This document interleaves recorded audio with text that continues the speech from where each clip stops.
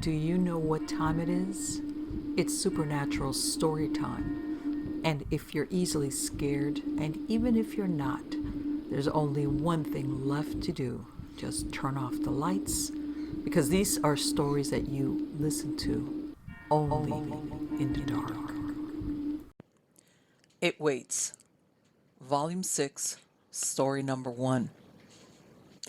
This is not so creepy, but it's very vivid and distinct that I still think about it years later.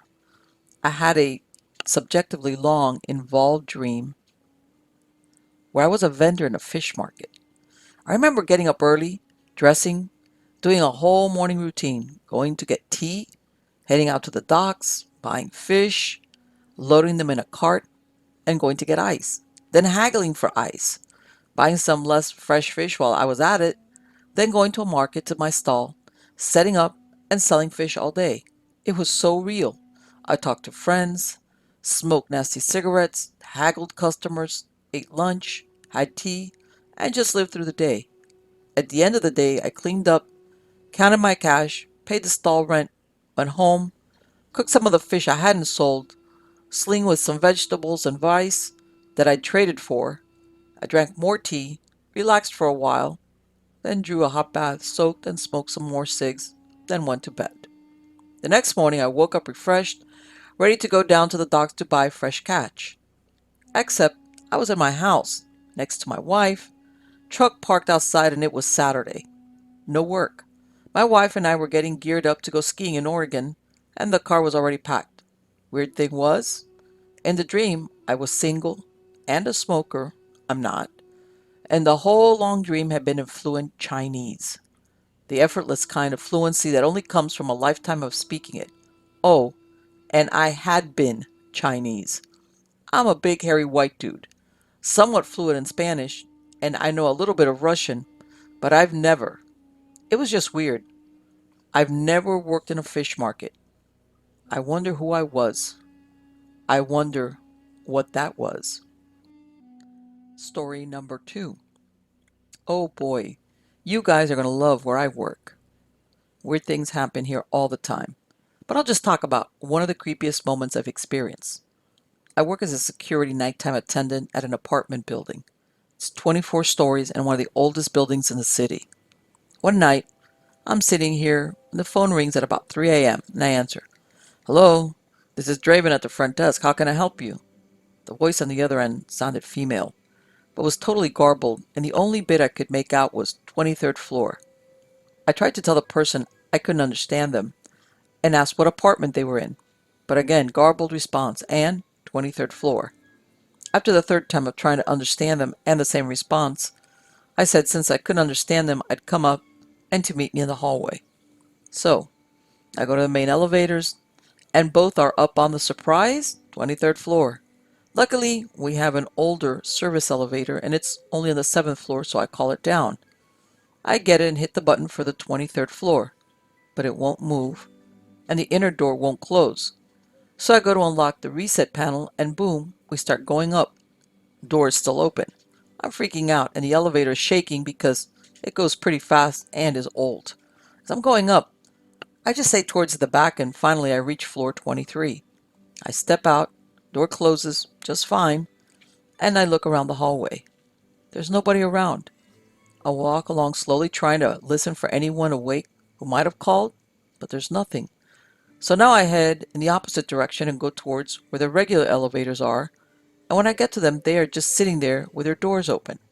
I was pretty freaked out, but I knew it could just be the elevators on the fritz, so I get in and figure I'll just reset them when I get to the floor, number 1, when I hear the sound of the back stairwell closing. So I quickly get out, go to the stairwell, and lo and behold, no one's there. But the maintenance door to the machine room is ajar, and at that time I'm the only one in the building with a key. At the top of the building is a large machine room housing all the really, really loud machinery that does stuff in the building and allows access to the roof. I don't like going into it because it's creepy and no one ever goes there. So at this point, I'm seriously freaked out, but I muster up and head in. I shout, hello? And there's no response. The lights in this room flicker because They're shitty fluorescent, so I can't see well either. But at the end of the room, I can make out the roof access door, and sure as shit, it's slightly open. So I slowly continue forward, checking the space in between each machine as I walk by, and there's no one there. So I open the roof access door. I can't see anyone ahead of me on the roof, but there is a slight wraparound, and if there was a jumper or something, I need to be sure, so I step out and leave the door ajar like it was. Almost immediately, the door is pulled shut. Now, I might have written it off as wind or something, but this door is hard to shut and hard to open. Really hard. I immediately grab the handle and yank it open, slam it behind me, and run straight for the maintenance door. It automatically locks when it's closed, so I slam it shut too and go back to the 23rd floor hallway, get into an elevator, doors are still open, and go all the way down to the first floor. I go back to the main lobby, and as soon as I sit down, the phone rings. I pick it up. Don't say a word, and sure as hell, garbled voice again, only audibly saying, 23rd floor. I hung up the phone, turned the ringer off, and spent the rest of the evening just staring at the parking garage security monitor. There's been a bunch of creepy things happening at this building. It's basically like the Overlook Hotel at night. I walked past a dark room here on the first floor once and swore I saw myself standing inside it. The next night, as I'm inside said room, cleaning, the lights flip off, and I turn around to see a quick flash of myself walking past. I don't know how much longer I'm going to be working here, but we'll see. Next story. I had just turned 22 and my parents had sold their house and purchased a place out in the country. On the property, there was a big shed not far from the house that I decided to turn into my place. Now, I felt kind of uncomfortable in the shed sometimes, but my dog kept me company, so it wasn't so bad. Anyway, I've been in there maybe 2 weeks, and one night I'm on the computer. My dog's asleep at my feet, and I need to pee, so I get up and go outside to piss. It's a beautiful, clear night, and the stars were incredible. Next thing I hear, the shed door slam behind me. I turn immediately and try to open it, but it won't budge. Now, from inside the shed, I can hear my dog start to growl, quietly at first, then louder. Now he's barking, and I'm panicking trying to get the door open. I must mention that I'm 6'5" and well built, play sports, etc., but even ramming my full weight into the door won't open it. And I'm really panicking now as my dog barks turned into whines, then whimpering, then silence, and with all my might I slam into the door and it flies open. The lights are off inside now and it's pitch black. It won't turn back on and I'm in complete darkness. I can't see my dog anywhere, and I stumble around trying to find a torch. Finally, I find it and pick it up and turn on my torch, and I wasn't prepared for what I'd see next. My dog had literally squashed itself into the furthest, darkest corner of the room, eyes closed, and is shaking violently. I immediately moved towards him, and as soon as I got within reach of him, he leapt at me into my arms and wouldn't move. I picked him up, and I swear I've never run so fast in my goddamn life. I never stepped foot in that shed ever again, and my dog wouldn't even go near that part of the property. I don't know what happened in that shed that night, but I'll never forget it. Next story. About a year ago, I had a terrible nightmare. It started off by me waking up in bed during a thunderstorm.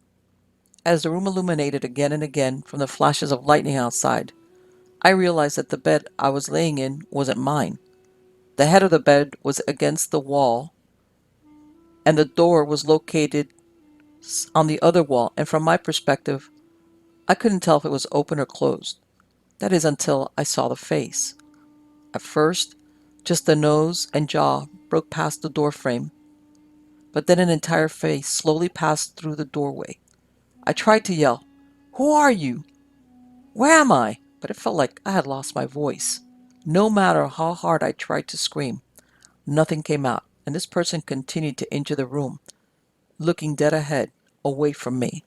Then, just as the person was completely into the room, their head snapped towards me, and it locked eyes with mine. I tried to get out of the bed, but felt completely paralyzed. The person started making their way to me, but with every step their body contorted in ways that would break a normal person's bones. Their neck snapped, so the back of their head touched their back. Their jaw lay flat on their chests, and their arms had broken at the shoulders and migrated to their back like wings. Just terrifying shit. And just before they reached me, I woke up. The next day I told my mom about it. I went into great detail about the room. Turns out it was almost an exact copy of my room when I was a baby. We moved out of that house when I was super young. Like I have no idea what the inside's 20 room looked like. Why I dreamt of that room, I'll never understand. Next story. I was heading home with my dad. We stopped at a drive-thru. I started feeling more and more anxious for no reason, to the point where I was feeling lightheaded and sick to my stomach. We had to wait a little bit because they gave us the wrong order. So I sat there feeling like shit, and it suddenly comes to me this urge to call my brother. He was trying to call us. He had been in a car accident. No one died, but some got seriously bruised. He was only shaken. I told him to shut up and get as far away from the car as possible. He didn't understand but followed through, trying to call some of his buddies, and I could hear them calling him a wuss, him giving up and getting far, and then a loud noise, and people shouting. After the whole shit was over, he told me what happened. His drunk friend tried to impress some girls in the car, hit the gas, drifted, and hit the bottom of the car on some rocks, completely effing up his engine. They stood near the car, the driver still inside trying to turn the engine back on. The hood burst in flames and the car started to burn fast. The driver managed to get away but got severely hurt. Some of the guys and girls who stood around were hurt and burned too, but not as bad as the driver. My brother was the only one with light bruises from the whole thing. He told me that when I ordered him to get away from the car, he was in front of it, inches from the hood. I never experienced anything like this before and after, just this one time. And even now, I don't understand it, but I'm still thankful. Next story. In 2003, my best friend had gone missing and ended up being murdered. It was a huge news story and tore me up inside. Back when it had occurred, there were some issues going on in his personal life. I was living a couple of hours away. Anyway, my birthday was on June 15th, which was a Sunday. I was hanging at my friend's house the morning of Saturday the 14th, from which I distinctly remember having a bad signal on my cell. Always. I was hanging out at the time and we were in front of my friend's house. I called my other friend, the one who was killed that morning, asking him what he was doing and that my birthday was the next day and that night we had planned to go to a rap concert. He said he wanted to come down but there was some trouble and he wasn't alone. He mentioned he was with his roommate and I told him they could both come down. Without giving too much detail, he mentioned he was in fear of his life. And I told him to come lay low at my house and Monday we would drive back and go to the police. My friend, whose house I was at, also had chimed in, remembering me having the conversation in full. My friend on the other end of the phone line said he would drive down and stay over. He never showed up. I called him on my birthday, infuriated that he never showed up. He never answered the phone. I didn't think much of it at the time. I was very drunk, but something didn't seem right. I got a call Monday morning from his long-distance girlfriend saying she hadn't spoken to him since Tuesday. I told her to calm down and that I had spoken to him. Well, I got a call from his parents as well, begging me to go check his dorm room, which he had that roommate, which they both stayed at the local university. I drove down with a friend I was getting stoned with on Saturday and we got let into the place. He had two baby bullies who looked starved when we walked in. There was dog shit everywhere. We checked the apartment and it was a mess. I went into his bedroom and there was a suitcase on the bed, half packed, with folded clothes in the bag, and on the bed very neatly. This was how my friend was with his clothing.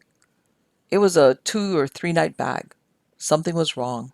Fast forward, he was missing for a month and then, with some pushing, his body was found. I won't go into detail about that portion.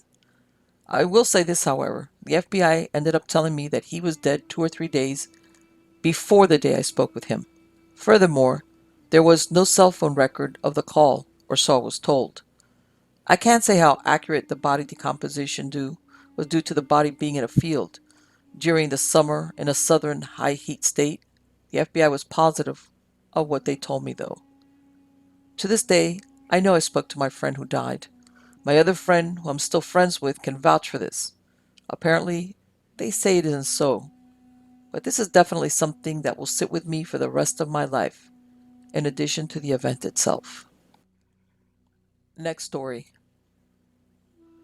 I'm from Finland, and that's also where these things I'm about to describe happened. This was some years ago, pre smartphone GPS era. It was the end of the summer, and myself and two friends were on a camping trip way up in the north in Lapland. The mosquito season was over, and the weather was cooling down in anticipation of the coming fall. The three of us had packed food and gear for a 10-day trek. The car we arrived in had been left at the parking lot of a visitor center. This happened within the premises of the Urho Kekkonen National Park, a 985 square mile stretch of wilderness near the Russian border. The terrain there varies greatly, from treeless and semi-mountainous to dense forests of spruce and pine and dwarf birch. There are lots of swamps. Seeing reindeer is not uncommon, and some nights you might hear wolves in the distance. You can run into a bear or a wolverine in this place, but of course normally they avoid people. We mostly camped in a tent, but some nights we used shelters and simple huts provided for travelers free of charge. The trip had lasted 5 days. We were at the furthest of any kind of civilization we were going to be on that particular outing, truly in the middle of nowhere. There really is nothing there. There are no villages, towns, or industry.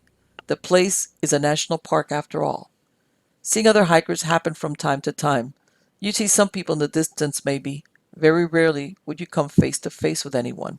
So, in the middle of our trip, we were camped in a small clearing, woodland extending around us for a considerable distance in all directions. It was already dark. We had eaten our evening meal, and all three of us were jammed in our only tent. It was a big cramp, but we fit. We took turns carrying it during the hikes. We were just exchanging some jokes and crude humor in the dark like guys in their 20s do, about to go to sleep in our sleeping bags. When we quieted down, we began to hear it, talking, and the sound of machinery. Given our location, this was profoundly weird. We camped in a tent because there were no huts nearby. Maybe there was another camp somewhere near us? We couldn't quite make out what was being said, but it was a human voice, no doubt about it. But nothing could really explain the sound of the heavy machinery.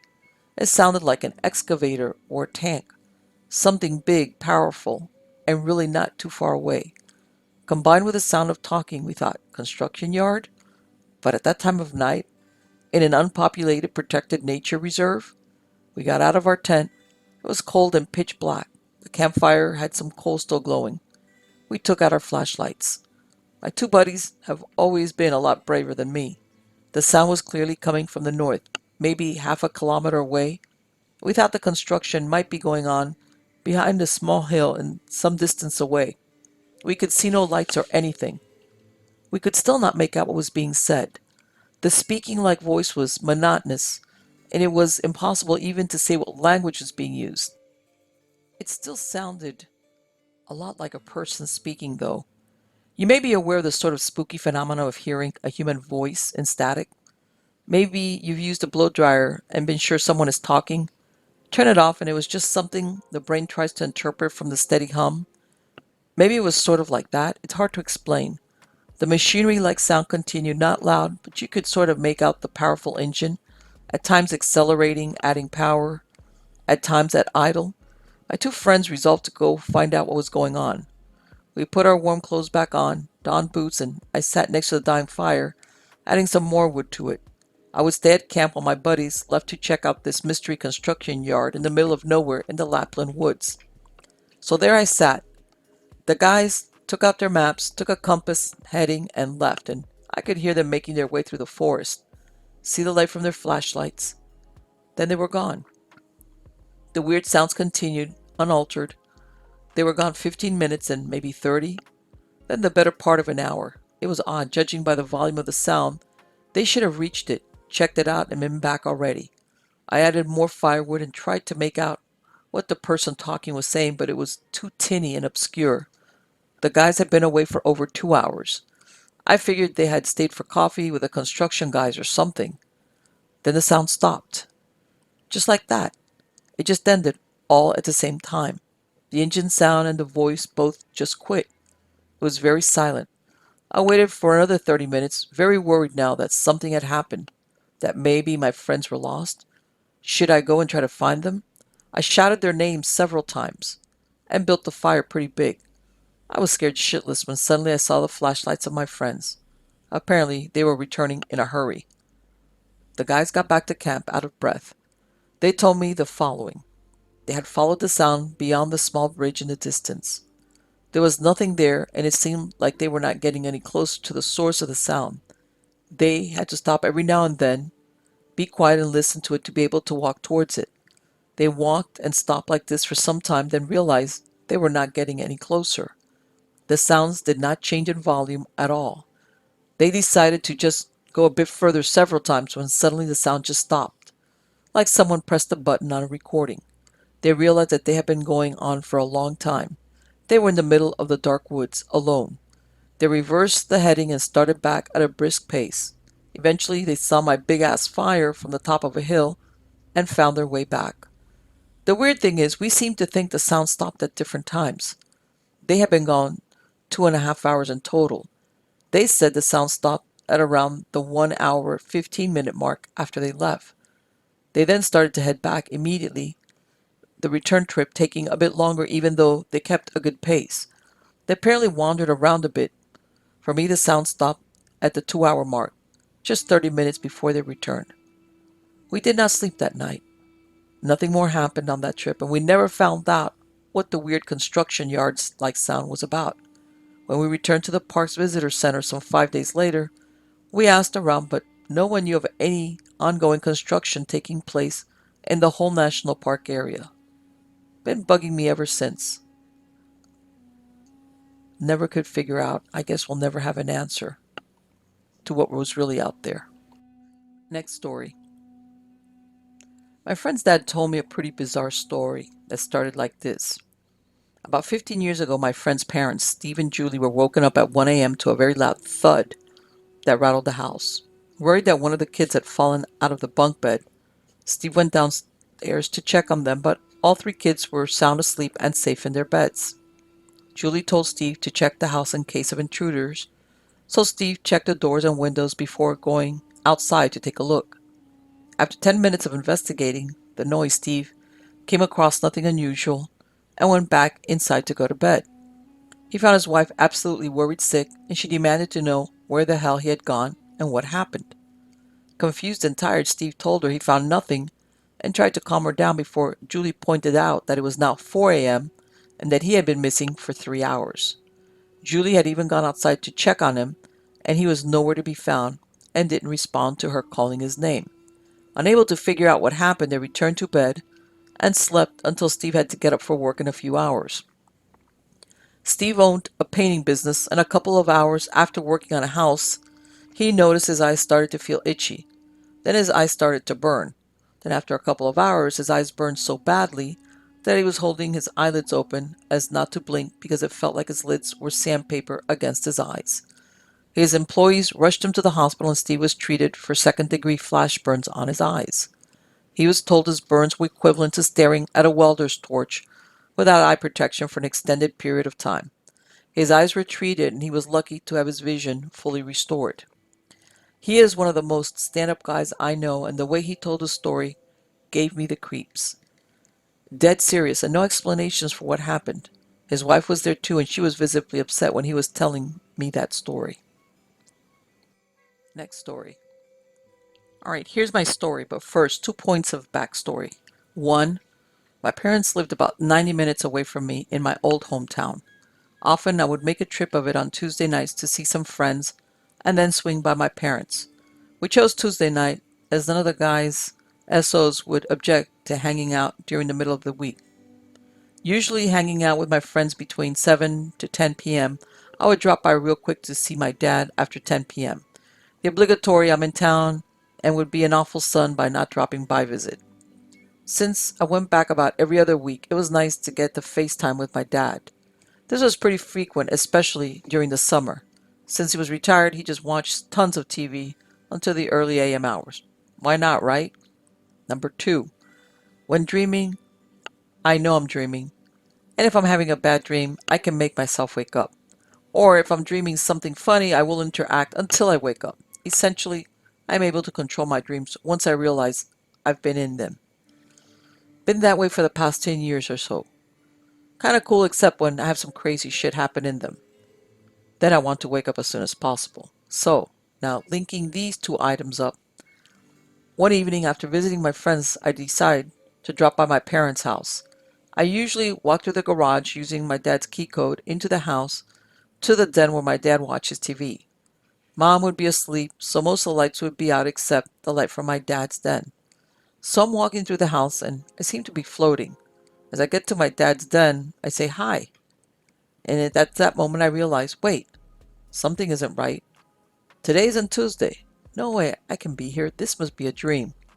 At that point, the entire room, the house environment goes dark.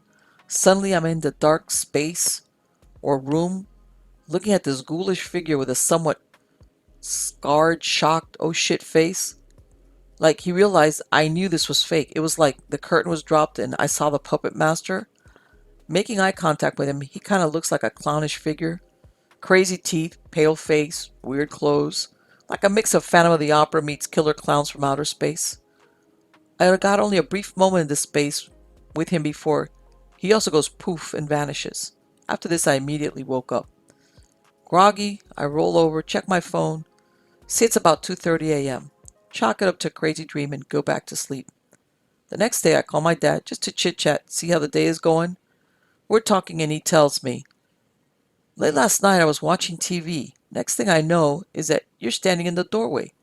I go to ask what you're doing here so late when you just sort of faded away, like a computer graphic, just bit by bit until you were gone. I figured it was time for me to go to bed. Instant knotted stomach, I asked him when this was. Oh, late, not sure, probably after 2 a.m.? Oh boy. So I tell him my dream and he just figures it's something we'll never be able to explain. Something from another realm, not sure of God, dark spirits, etc. It freaked me out. I wonder if there's something watching me or maneuvering my days. Pretty freaky. This always gives me the chills when I think about it. My dad has since passed, but I still think about that day. To me, this just affirms the connection I had to my old man. Hope he has some answers now. Until then, I hope the ghouls stay away. Next story. I bought a house from a professor who had died 4 years earlier. I'm a professor too. I teach graphics. He taught photography. When we bought the house, it was full of his stuff. He was a bit of a hoarder. We had a garage sale to clear it out. A woman we didn't know came in and said there was a ghost of an old woman in the house who was very happy that there would soon be children in the house. My wife got pregnant in the house within a week of the move-in. The really weird one was that I taught a class for a local university, other than the one I taught for primarily. And the office they assigned me was the one that was named for the guy who I bought the house from. The other odd one was that the brother of the guy we bought it from mailed us a letter about the house, and then he died in a car accident before we received the letter. He had a heart attack, but his wife had Alzheimer's, so he tried to drive himself to the hospital and killed them both. My kids would constantly check out a book from the library called A Ghost Named Fred, which was his name. The weirdest part of it all, though, was that one time I was stretching a canvas in my basement and was planning on using wood and screws to hold the corners together. When I was on the basement floor, I looked to my right, and there was a box of the metal slats that professionals use to do this. I'm not superstitious at all, and totally chalked these things up to coincidence. But if I was superstitious, it would have really freaked me out. Next story. I'm half Japanese and I have spent about 2 years living in Japan when I was younger. I was on cleaning duty with my classmate, so I had to stay after class hours to clean and organize the home classroom. I'd done it many times before and was going about my duties when my cleaning partner got up to leave for the bathroom. I finished and decided to leave without saying goodbye as it was getting pretty late. On my way out, as I was throwing my shoes on, I noticed a human-like shadow enter my peripheral. I looked to the side expecting my classmate, but no one was there. I thought nothing of it and continued on my merry way, excited for the dinner my mother had already prepared at home. This is where it gets weird. My school had a building that was built slightly above the ground. Try to picture the American porch where the house itself is elevated and there's black empty space directly underneath the house. It's kind of similar to that setting in the ring where the well is hidden underneath the building behind the fences. For some reason, some stimulus had caused me to look in the direction of the dark space underneath the building when I saw it. It was human-like, yet was on all fours. It crawled very much like a four-legged insect, and its face, oh man, its face was creepy. It had no eyes, no nose, disproportionate mouth, and was wearing some sort of human skin except that the skin was colored a bright translucent white. I did a double take as I was walking by, and by the second time that I looked, it smiled with sharp fangs. The thing faced directly towards me. I stared at it, being the stupid middle schooler I was, and suddenly, out of nowhere, a pair of huge eyes opened wide, like there were no eyelids or any facial features to indicate that it had eyes. The eyes instantly struck fear into me and I ran. I ran as fast as my little legs could take me across the campus. I dared not to stop because I felt the presence of the creature approaching closer even as I ran. Eventually, I got to the front gate and was breathless. Mustering up enough courage, I took a slow, cautious look behind me, and to my relief there was nothing but the shadows of the building from the setting sun. I carefully scanned the grounds once more before taking one step backward out of the school grounds onto the road. A bike bell rang very close. I turned like anyone would expecting a cyclist, and there it was again, although there was no bike to indicate the bell ring. It sat perched upon a single spike of the gate. Ring, ring. It smiled yet again with those sharp fangs and swooped down upon me. I felt a sharp tearing sensation through my chest, as if something had just stabbed my heart. Then and there, I lost consciousness. Darkness, then the ringing. My head felt dizzy and it was a struggle to open my eyes. I jolted, remembering what had happened earlier. My eyes made out a blurry, faint figure in the darkness that was moving at fast speed. Suddenly, lights appeared and a large car horn was followed by screeching and a large thump. I felt something warm splash on my face and arms. In the light of the street lamps, I could tell it was blood. I looked over to find a body lying lifeless next to me. I screamed in horror as the car headlights suddenly lit up. Blinded for a moment, I struggled to pick myself up and run. Clearly, some car had just hit the cyclist and killed him. The sound was there again. It made no sense. The cyclist was dead. How could this be happening? Then I remembered the creature, and sure enough, I looked back to see it smiling with its sharp fangs. Only this time it was on all fours on top of the car. I ran. I ran with blood dripping from my body. I ran with my backpack bouncing and barely clinging to my back. I finally got home to a terrified mother and sleepless nights. Ever since that day, my life has not been the same. I've witnessed two more deaths of a cyclist. Most recently, the cyclist death in Boston, and I've heard that exact same pitched ringing every time. I never saw that creature again, but I feel its presence lurking in the shadows with its fangs bared and its eyes secretly looking on. I've come to believe that it is the Grim Reaper. Let me tell you why. I currently work as an EMT in Boston, and every time I've dealt with a dead or nearly deceased patient, I've heard the ringing sound in the back of the ambulance. It was freaky at first, until I came to realize that perhaps I have a sixth sense of some sort to realize when others are on the brink of death. The ringing sound has saved me from potentially life-threatening situations, such as when I once fell asleep at the wheel. The ringing sound jolted me and my arms to the left, narrowly avoiding a guardrail at 70 miles per hour. I still hear it to this day, and if it ever stops, I'll never know.